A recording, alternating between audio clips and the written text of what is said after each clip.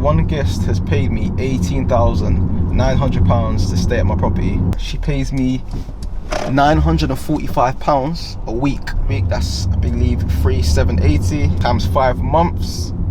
That's £18,900. I've paid a landlord under £9,000, which means that I've made, if I'm not mistaken, that's over 9 bags, £9,000 profit from one property. Welcome to my new property. This property is a brand new 3-bedroom property that actually came fully furnished. Fun fact, this property actually came to me by one of my mentees that I trained to find good deals. So yeah, this property, the all-in cost works out to around 4.5, just a bit over. But this property is projected to make me about 700 a month. The reason I know this, obviously I've done my due diligence in the area, checked what other people are actually getting. Funny enough, I actually know somebody who has a property 3 minutes away and he's making about $850 a month consistently. So again, me, I like to be conservative. So yeah, should be making about £700 a month. Times it by 12, that's 8,400. It's gonna be a 4-year contract. So times that by 4, that's 33k. So this 4,500 investment should be bringing me about 33k. So yeah, the numbers on this one are very healthy. And you know what, it just made even more sense because it's already fully furnished. So honestly, boys, yeah, this is nice, bro. This is the first time I've ever taken on a property that I haven't viewed. I put a lot of, bro, honestly, this place is pristine, man. I put a lot of faith in my mentee, but I guess I trained them on how to find good deals and they've delivered. So, okay, cool, that's not the end of the world. Bro, literally everything, bro. Everything is set up, you fire blanket. I mean, bro, even as a nice garden, let me check this out. Bro, it's crazy, man. The guests, they're chilling. You can just come here, bake off, hang there washing. Yeah, I can't, this place makes sense, man. This place makes sense. It's so crazy, man, but because even as an office, there's even an office there. It's a different experience putting money towards something when you actually haven't seen it, going based off a video. But again, this is what comes with experience. When you obviously know your numbers, you know what a good deal looks like, you're able to move quickly, man. Because if I dwelled on this for too long, I'm sure somebody else would have snapped up this opportunity. So yeah, man, literally don't need to spend a penny on furnishing this place. Place is literally ready to go, and yeah, man, I think we'll do well. Great location as well. Like the shopping centres are not too far from here. Train station's only about a 5 minute walk from here. So yeah, man, this is good. So that's one of the bedrooms. 2 single beds, which is good. That's the type of things I'll do anyway. This one, single bed, which is fine, not the end of the world. So that's 1, 2, 3 guests. A sofa bed downstairs, 4 guests. 1, 2, 3, 4, and this can obviously sleep 2 people, 5, 6. So this can sleep 6 people comfortably. Again, if I had contractors, one there, one there, one there in 3 of the rooms. Sorry, 4 contractors can stay here.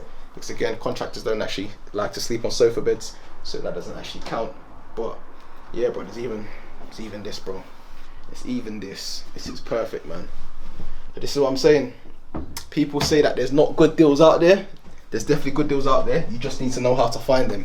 People say you can't get deals from agents. You can get deals from agents. You just need to know the right agents to go to, and you need to know exactly what you're saying. So if you're watching this channel and you're looking to learn how to find quality deals, you want to know how to deal source, or you want to know how to take on rent-to-rent deals for yourself and find quality deals like that, make sure you drop me a DM _EZY property, and I'll see how I can help. Just thought I'll answer some questions. In my DMs, quite a few people sent me some messages, and there's a few messages that's come up quite a while. So yeah, I thought I'll answer it in the YouTube to give people, yeah, I guess, drop more gems. Social housing properties versus service accommodation properties.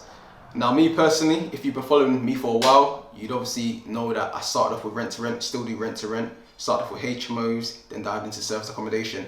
And for me, the reason why I mix a lot of social housing properties is because it's purely based on the stability. With social housing, you might make less profit, but it's more consistent and less work. So for me, I wouldn't say it's one or the other. I personally believe in combining both of them together. Cool. What makes a good property? When you're talking about service accommodation, what makes a good property? There's a few things that most guests will be looking for. Whether that's, well, the biggest thing is the location. But again, things like how close it is to a train station, These are the type of things I look for. The very first thing I do when I'm looking to take on a property for self-service accommodation, I will type in the postcode on Google Maps and I'll see exactly what's around the area. And then when I'm looking on Google Maps, I'll see, cool, how far is the nearest train station? What shops are nearby? How quick can I get to XYZ? So those are the type of things I look for. Obviously things like parking, that's an added bonus as well. But yeah, more time when guests look to book a property, it's purely based on location and yeah, accessibility. Is Airbnb saturated? I mean, I'm not gonna lie, Airbnb is definitely more common and more people are doing Airbnb than they were probably years ago. But do I think that's a negative? I wouldn't necessarily say that's a negative because there are some positives with it. For example, one of the positives, it can be easier to convince landlords or agents about rent to rent. So for example, this agent that took the property from, she already knew about rent to rent. So because a lot more people are doing rent to rent, it can make it easier. And also in terms of the saturation of Airbnb, I feel like it just causes you to stand out even more. So some of my properties, I might have a hot tub.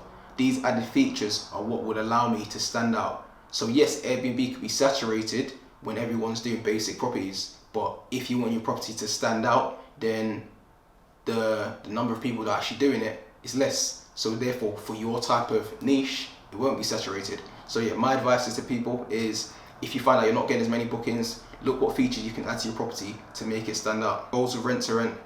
For me, rent to rent is obviously a cash flow vehicle. It is something that I think I'll probably continue long term. Reason being, I put systems in place that allows me to manage it and scale it. I don't care to get past 30, 40, 50, to be honest. Yeah, that's not really my aim. For me, obviously that's me saying this right now, up to 20 is fine because I find it simple to manage and it allows me to do other things as well. Again, I have bigger goals, bigger aspirations as well. So yeah, rent to rent is purely a cash flow vehicle, and yeah, for me, up to 20 is still fine to manage. Not saying won't take on anymore, but for me, I don't really care to. Pros and cons of social housing. If you've been watching my YouTube, you'll see one of the recent videos I've done in one of my social housing properties. That property is cash flowing me very well for social housing, but one of the biggest cons that I have seen during my time doing social housing is the providers that you're working with, they can often be very slow. One of the providers I work with, they have about 4,000 properties. So you can imagine they have 4,000 properties. If there's problems with a majority of the properties, they're not going to give your property the attention it needs, which means that the tenants that are in the property, they're going to feel unheard. They're going to feel like their issues are not really being taken care of, which can mean that if there is an issue in the property, that issue can end up being left there, which means that after a number of years, the house would be in a significantly less quality than it was when you got the property. So for me, that's one of the biggest cons I would say with rent to rent social housing. And again, that's why I always anticipate that when you do take on a property, it's always important that you have contingency money there, because the chances are you're going to need to spend a few £1,000s to get the property back up to standard. And again, I'm not saying that can't happen with a normal AST with a family. It can definitely happen, but I think this is important for people to know, because social housing is such a big buzzword with social housing, and a lot of people just think, yeah, cool, I'm going to put my money to social housing, I'm going to be making passive money. Cool, the money can be passive, but there's also a negative side that can come to it. And for me, I feel like when people want to scale with social housing, they should do it with wisdom. You know, there are some people who have scaled very aggressively with social housing, and then the company that they put most of their properties with end up going bust. So if you're someone who has like 60, 70, 80 properties with one company, and that company goes bust, then you're going to be affected. And even there's some cases where councils actually cut the budget. So if a council cuts the budget and you were making, say, £400 profit, if a council slashes the budget because they can't no longer afford the rent that they offered you, then you may end up losing significant money. So for me, that's why I say it's a great strategy, but do it with wisdom, and again, understand that there's pros and cons to it. Last question, did you have any fears starting out with rent to rent? I think with anything, you're always going to have fears, especially when you're doing something for the first time. You're always going to have fears naturally. But I think for me, the way I mitigated those fears and the way I minimized my risk is by making sure that I was educated. Before I took on my very first property, I went through 2 different mentors. Again, I spent a lot of time educating myself and surrounding myself with people who knew exactly what they were doing. And this meant that if I was in a situation where I was struggling and I needed help, there were people that I could literally just get on the phone and they'd be able to help me through it. I remember my very first property, I was so like scared in terms of the contract. I was thinking, if I make a mistake here, what if I can't get the rooms filled? You know, what if nobody pays me? Blah blah blah. I was thinking of all these fears in my head. But again, I surrounded myself with somebody who's far more experienced than I was, and again, I learned from his experience. So for me, yes, I was scared, but there are certain ways to minimize the risk. And again, for those who are starting out, whether it's YouTube, the free education on YouTube, or whether it's getting a mentor, those are the type of things that can really help you, fast track you, and help you, prevent you from making a lot of mistakes. So those are things that really helped me. And yeah, if you have any further questions, feel free to just drop me a DM on Instagram or drop a comment on the YouTube. And yeah, I'll look to see if I can answer it in my next video. If anybody needs further help and wants one-to-one guidance, and they want to kickstart their rent-to-rent journey, or even they want to learn how to deal source and find quality deals like this to sell to investors, I offer a one-to-one mentorship program. For those who are looking to deal source, what I do is I actually train you on how to find quality deals, and I already have a group of investors that I sell deals to. So I train you how to find deals and we sell them to my investors. So to be honest, the money that you invested, you're more than likely going to make it back. So that's one avenue. And again, if you actually want to start your own rent-to-rent portfolio and you need one-to-one help, you need guidance, that's another thing that I help with. I offer a 3-month and I offer a 6-month mentorship program. So yeah, if that's something that's of interest to you, feel free to drop me a DM on my Instagram, is _EZY property. So that's £945 that this guest has just paid me. So yeah, this guest has been in my property since 18th of March. She pays me £945 a week. So £945 a week, that's, I believe, 3,780 times 5 months. That's £18,900. This one guest has paid me £18,900 to stay at my property, and in that time frame, I've paid the landlord 1,800 times 5. I've paid the landlord under £9,000, which means that I've made, if I'm not mistaken, that's over 9 bags, £9,000 profit from one property. So yeah, these are the type of numbers that you could be making. And bear in mind, this is one guest, one property. So £9,000 in 5 months profit from one property. So yeah, man, this is the type of numbers we're working with, man. Is it difficult to get to your level? You know what is, yeah? I feel like some people just don't have a risk appetite. Like, people's appetite to risk is different. I think, again, there are people in my circle who are doing like stupid numbers, like in terms of the amount of properties they've got. Again, their risk appetite is far higher. So I wouldn't say it's easy, but I wouldn't say it's difficult. The reason why I wouldn't say it's difficult is because if you really put your mind to it and you're really willing to put in the work, like, it's very much possible. But I wouldn't say it's easy, because getting to this point, like, there's a lot of stress that comes with it, and I feel like a lot of people are not like really ready to like deal with the stress that comes with it.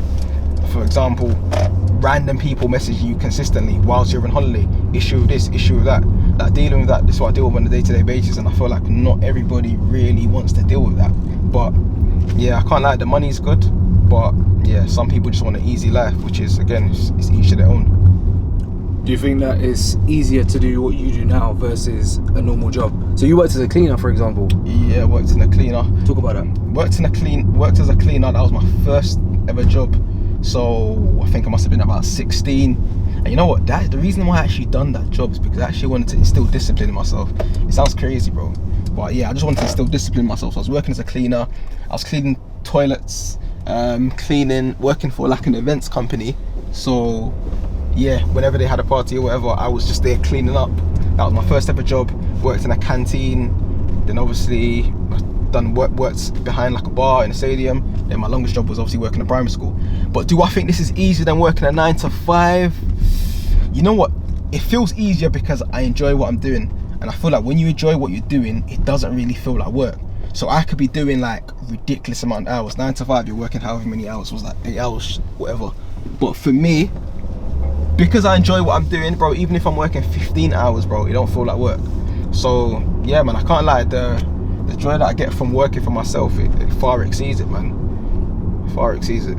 So you see, when it comes to property has actually allowed me to be in a position that well, I feel like I have a degree of freedom because I don't need to be in one place. You know, right now I could literally be at work, but I'm not at work. I'm filming content and I'm doing stuff to help me make more money. So I feel like it's given me that freedom to kind of live life on my terms. It's allowed me to spend money to travel, you know, do things for my family, you know. So yeah, man, property's actually given me an opportunity to make the most of life. Again, I haven't by any means achieved it all. I've still got a lot to grow and a lot to, oh, I can't get it. I'd have got a ticket, bro. Yeah, I have by no means achieved everything that I want to achieve yet. However, I definitely believe that I'm on the way there. And again, all of that is literally because of property and the door that is open, man. So right now, we're gonna actually go to Timpson's because I need to copy a set of keys. Obviously, just took on another property. So one of the first things I do is I get a set of keys copied, usually about three sets copied. One for myself. What's this guy doing, bro? This is what I'm saying, bro. People pass their driving test, but they don't know how to drive. Bro, what's he waiting for? It's strange, bro. But anyway, yeah, man, get 3 sets of keys. One for myself, one for my cleaners, and another for an emergency lockbox. I spoke to my solicitor. He was saying that we wanted to see if we can get a key undertaking for the property. Get what undertaking? Sorry. Key undertaking. So he was actually meant to speak to the seller solicitor. So I think he's already been in touch with seller solicitor. Right, well, the sellers have spoken to us and said they're not hearing anything, and they were a bit concerned that obviously the lack of contact. So oh really? Oh, that's strange. Yeah. Okay, cool. What I'm gonna do is I'm actually gonna phone him. So let me phone him and let me come back to you. Yeah. No problem. That'd be great. And then Alright then. we'll update the sellers. Okay, cheers. Bye bye. Yeah, man, that was the solicitor. Well, the first person was a solicitor. Obviously trying to buy another property, and yeah, the solicitor's just like being a. Maybe obviously he's busy, but he was meant to have contacted the seller solicitor to see if we can do a key undertaking, which is we're trying to do a delayed completion on that property. What's a key undertaking? So yeah, it's a delayed completion. So we want to essentially exchange on contracts without obviously paying the full amount. So we're going to pay like a smaller deposit to actually collect the keys. But again, contractually we're saying that if we don't complete, then obviously the landlord will still take the property back. But again, for our benefit, it allows us to actually start the works on the property without actually coughing up all the money, because we're using bridging finance, we don't want to enter the bridge straight away because obviously it's expensive. So we're just trying to minimize the cost that we actually have to pay. So yeah, this is a method that some people do use in order to try and minimize how much risk they take, and obviously allows you to kind of get the keys much quicker to actually start the works on the property. So yeah, that's what we're trying to do on that property. And obviously the second phone call that I had was with my boy. He's at a viewing on my behalf. It's a 5-bedroom property that was sourcing. We're trying to source to a provider. So yeah, he's just at that property, and yeah, I think he's just got into that property now, man. So yeah, man, busy man. Got rent to rent business that I'm handling, trying to buy more properties. I'm trying to be sourcing more deals. Obviously we've got these keys, but these keys are master keys, which obviously means that they security key. Oh, so yeah, these keys are security keys. So yeah, it's not a thing whereby they can just easily copy it at Timpson's. So yeah, what he's saying is that it's going to take 2 weeks for these to be able to be cut. So what I'm going to do is I'm going to see if I can contact the agent to see if she has any spare keys, and then obviously, yeah, because it's £48 just to copy one, and obviously what, like £72 to copy two. So yeah, what I'm going to try and do is see if the agent or the landlord has a spare copy of the keys, so I don't have to spend £42. But if I do, then I do. So yeah, that's the situation with it now, man. Thanks for getting to the end of the video. Really appreciate it as always. Make sure you drop a like, a comment, and subscribe.